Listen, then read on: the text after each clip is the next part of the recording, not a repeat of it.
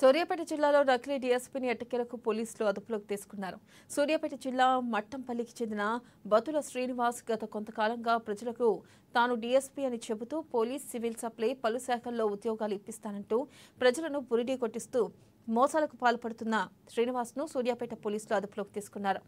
ఇక శ్రీనివాస్పై పలు బ్లాక్మెయిల్ కేసులు ఉన్నట్లుగా సూర్యాపేట జిల్లా ఎస్పీ నరసింహ తెలిపారు. ఇక నిందితుల దగ్గర నుంచి 18 లక్షలు రికవరీ చేసి రిమాండ్ చేసినట్టు వెల్లడించారు.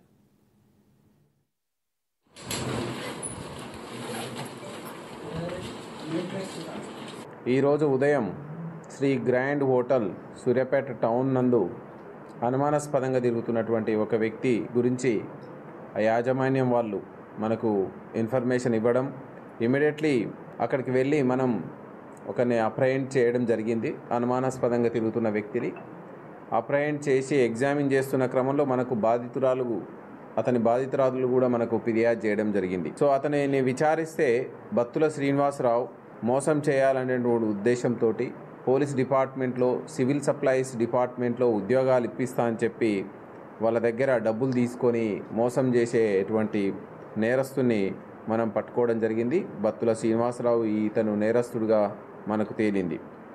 సో ఇతను పూర్తిగా ఎగ్జామిన్ చేస్తే 2024లో సెప్టెంబర్లో ఇతను గతంలో కూడా ఈ విధంగా ఒక 6 పోలీస్ స్టేషన్ల పరిధిలో నేరాలు చేసి జైలుకు వెళ్ళి 2022లో ఇతను బెయిల్ పైన జైలు నుంచి బయటకు వచ్చిన తర్వాత 2024 సెప్టెంబర్ నెలలో కొంతమంది ఆటో డ్రైవర్ల ద్వారా, బార్బర్ షాపుల్లో పనిచేసే వాళ్ళ ద్వారా కొంతమందిని పరిచయం చేసుకుంటూ నేను డిఎస్పీని అని చెప్పి పోలీస్ డిపార్ట్మెంట్లో ఉన్నత హోదాలో ఉన్నని చెప్పి అమాయకమైనటువంటి నిరుద్యోగులకు వల వేస్తూ సో వాళ్ళ దగ్గర డబ్బులు తీసుకునేటువంటి ఎంఓ తోటి ఉన్నటువంటి వ్యక్తి.